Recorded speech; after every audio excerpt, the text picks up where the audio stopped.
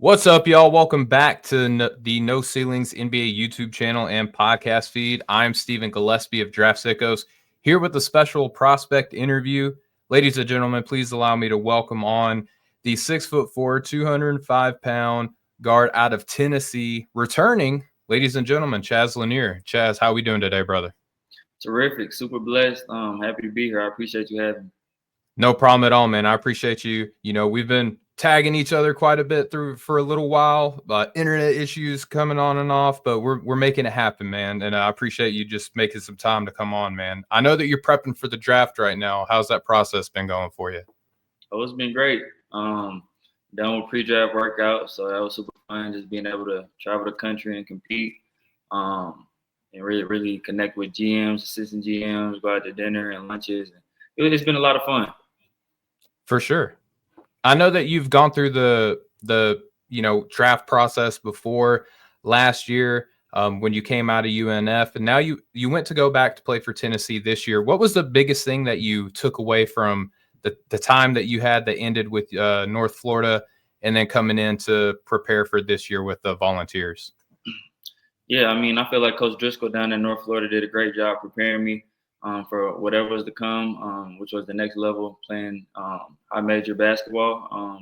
So I feel like I was really ready. I could offensively, for sure, offensively minded. I knew what to do, how to put the ball in the basket. But coming to Tennessee, which was a big thing for me, was playing defense. And that was the culture there, playing hard on defense and really working on defense. And I feel like Coach Barnes and the staff and my teammates as well, they did a great job pushing me and getting me out of my comfort zone there. And I would agree with that. So before we get into your time at Tennessee, I do want to ask you, I love asking this question for any prospect that I speak to that goes through the transfer portal process, because it fascinates me as someone who's never been through it before. I'm sure going through it on your end, it feels probably a little bit of a different way. But what was your time in the transfer portal like, man, after being with North Florida for the time that you were? I know that it's not always an easy decision to, as people would say, transfer up in, conference play and competition. But what was your time like in the portal? I'd say it was a little bit hectic, but it was kind of cool just talking to different coaches and seeing what they have to offer and taking visits. It was definitely hectic. A lot of things going on. Just I had to seek wise counsel and listen to people on my team, my mom, my dad, my agent, and I feel like we definitely made the right choice going to Tennessee. But that time during the transfer portal was definitely chaotic. What makes it so hectic for you? I mean, just a lot of people hitting you up, just from fans to coaches, to people you've grown up with telling you where to go. So you just gotta, like I said, keep your circle small and really listen to the people who have your best interest and make your decision from there.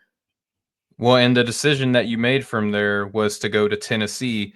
Now, it just so happens that you have some, from Tennessee, right? The Nashville area. Was you committing to the Volunteers just as simple as that, or was there even more behind it, and that was just like a happy kind of circumstance? Yeah, I mean, for me, a lot of things made sense for me going to Tennessee. Like you said, I'm from Nashville, Tennessee, so my family, they'd be able to make every game, which they did. Being able to play for Coach Barnes, he's a Hall of Fame coach, and a lot of people don't get that opportunity. I knew going back to school, I really wanted to work on my defense and be challenged and pushed on defense. So I knew he would definitely take me to the next level. And I mean, it was a lot of things that just made sense. And I'd be stepping into the role of Dalton Connect, essentially. So I knew Yep. what my role was going to be carved out to be. I knew the guys alongside me who I'd be playing with. And when I just took the visit, it just felt like family. It felt like they were my brothers already. So it was just something that was bigger than me. Like at Tennessee, it's not about one player. It's not about one coach. It's bigger than everybody. So I really wanted to join something that's bigger than me and also win. So with that being said, Chaz, did you have any particular goals in mind? You mentioned that you would be essentially taking the Dalton Connect role, who, like you, transferred in, had a very successful last year in college for himself. Did you have any goals that you had set in mind? That could be team-wise, individually, things you wanted to work on. Yeah, I mean, for the coaching staff when they were recruiting me, they were like, "Man, we're gonna make you a pro," and that was super attractive to me. And so I mean, I that was really one of the main goals to just become a pro. Um, whether that's in the weight room, taking care of my body, my nutrition, and then on the floor getting better. So all in all, just becoming a pro and then also winning. That was the goal for sure. So winning and becoming a pro, I mean, you won some. You're on the heels or on the eve, I should say, of the NBA draft coming up, and that's got to feel nice, man. So on the season for the Volunteers, you average around 18 points per game, 4 boards, and assists, and a steal. Shooting splits of 43, 40, and 76. Good enough to be named to an All SEC team. That had to feel pretty good, right? Transferring up a little bit of validation on your end, yeah. Yeah, I mean, just definitely, it always feels good getting a little bit of credit for your hard work. So that was definitely good to see. No doubt. And so coming from North Florida to playing with Tennessee, what was it like for you transferring up into that level of competition? The SEC, by and large, a lot of people consider that to be the most athletic conference in college basketball. Was there any adjustment period for you, or did you just feel like you were ready? Yeah, I mean, there was definitely an adjustment period coming in during the summer. I know I was super gassed on both ends of the floor because I was just so used to going so hard on offense and then not really playing as hard on defense. So coming to Tennessee, it's like you're gonna play hard on both ends of the floor. So just being able to really fight through that fatigue and really get my mental toughness much stronger on the defensive end, and really just having that dog mentality on defense as well. That was a big adjustment, and then just doing everything a little bit faster, whether that's flying off screens, getting my shot off faster, finishing higher above the rim. It's definitely a different level of play than ASUN, but at the end of the day, it's all basketball. That's true. Let me ask you a question. This ain't on the outline, but I want to ask you. Jamai Meshack is a crazy player to watch on the defensive end. I got to see him in Portsmouth when I went. Did you go at it with Jamai at all in practice? Oh yeah. We'll definitely go at it a lot. Like sometimes we'd be on the same team, and he'd be like, "Coach, I want to be on the other team. I'm gonna guard Chaz, and we're gonna go after it." So we're going after it in practice the whole time. He's the best defender I've played against, and he's just a dog. He's different for sure. One thing that I loved is like he would celebrate harder when other people on his team in Portsmouth did something good than he would himself. I mean, he seems like the ultimate teammate.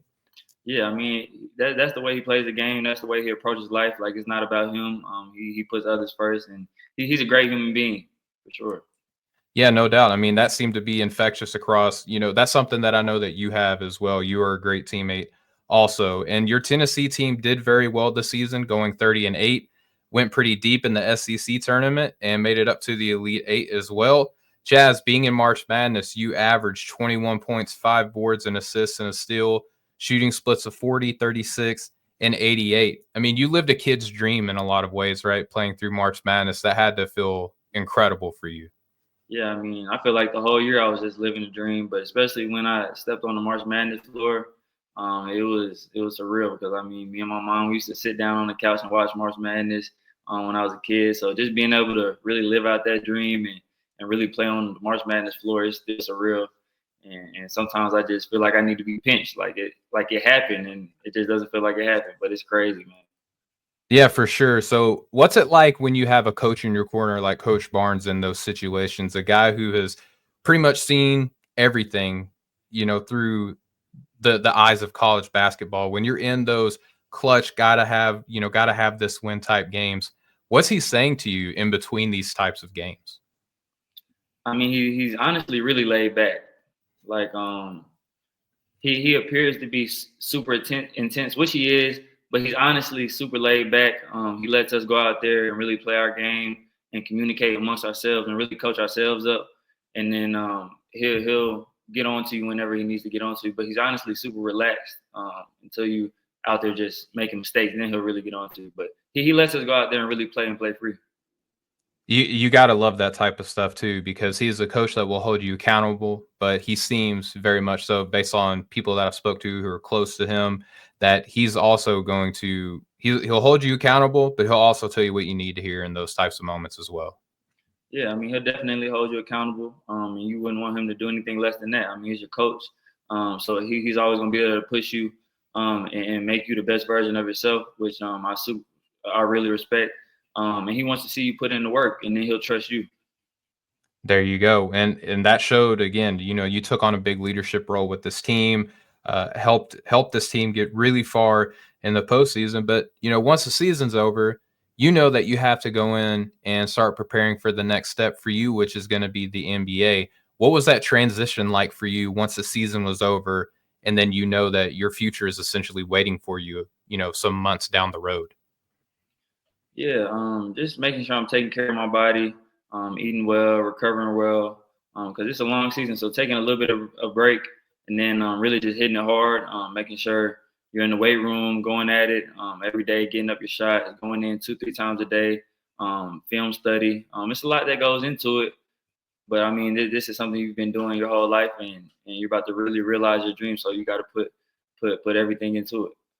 For sure. And Chaz, something that stood out to me when I think of you is whenever I interviewed you last year, one of the lines that you said in your interview, I'll never forget, is that you got to stay down for it. And that's actually what I entitled the article that I wrote about you last season, was Chaz Lanier staying down for it. You're staying down for the NBA draft right now. How many, like, you don't have to be exact teams or anything like that, but how many teams have been bringing you in to look at you in consideration for the draft? Yeah, I mean, I've worked out for 10 or 11 teams, and it's just been a blessing being able to go to the practice facilities and really feel like you're a part of the team, talk to these high level people, compete against high level guys. So it's just been a blessing all in all. I've heard some things about. I won't get into it on the air here, but I've heard you've been killing workouts, man. I've heard you've been doing some things that other people might be surprised by within your workouts. But what sort of things are you working on to showcase for NBA teams? Or are they just asking to see more of the same, such as your shooting, your scoring prowess? Or are they having you kind of showcase some other aspects of your game? These workouts, these teams have seen you already 3, 4 times. So they've seen you that many times in person, and they've laid eyes on you already. So they already know what you do well and what you don't do too well. So they really want you to come in and be yourself. Don't try and be anybody who you're not. So, but really just go out there and compete. So that's really what I've been doing, going out there and competing, and really just doing what I do. Okay, so throughout this time, I'm sure that you're getting advice in a bunch of different directions. What I guess is the best piece of advice that you've gotten so far getting ready for the draft? Really just stay in the moment, enjoy all of this. The past couple months, they've been tough. They understand that it's been tough traveling the country and going out there and competing, and just putting your body on the line basically for a job interview. So they understand that. So really just enjoy this moment because you're only going to do it once, and have fun with it and soak everything up. All right, so Chaz, I've asked you this last year, and I just before we close out, I want to thank you for your time, but I got to ask you, man, an NBA team is about to draft you. What type of player, what type of person is that team going to get when they draft Chaz Lanier? Yeah, I mean, you're gonna get a very caring person, a genuine dude who really wants to win, is gonna do anything to win, a competitor, but a great locker room guy who's gonna really pour into the culture and the organization. A guy who's gonna leave it all on the court, um, and really just compete and win. I love it, man. All right, so Chaz, I want to thank you so much for your time. I know that you have a lot going on. I appreciate you stopping by. Before we let you out of here, do you have anywhere that people can kind of find and follow you as you continue on your journey and about to be in the NBA, man? Yeah, I mean, you can follow me at Swaggy Chaz on all platforms. All right. Well, Chaz, thank you so much for your time. Best of luck to you. I know that you're gonna do great things, man. I'm looking forward to seeing you on the big stage. Like that's gotta be a cool feeling, man. You're about to be an NBA player. Yeah, no, I All right. appreciate you. It's crazy. I appreciate it. Thanks for having me. Take care, man. All right, no problem. All right. So for my guest, Chaz Lanier, for the rest of us at No Ceilings, we will catch up to y'all next time. Much love, y'all.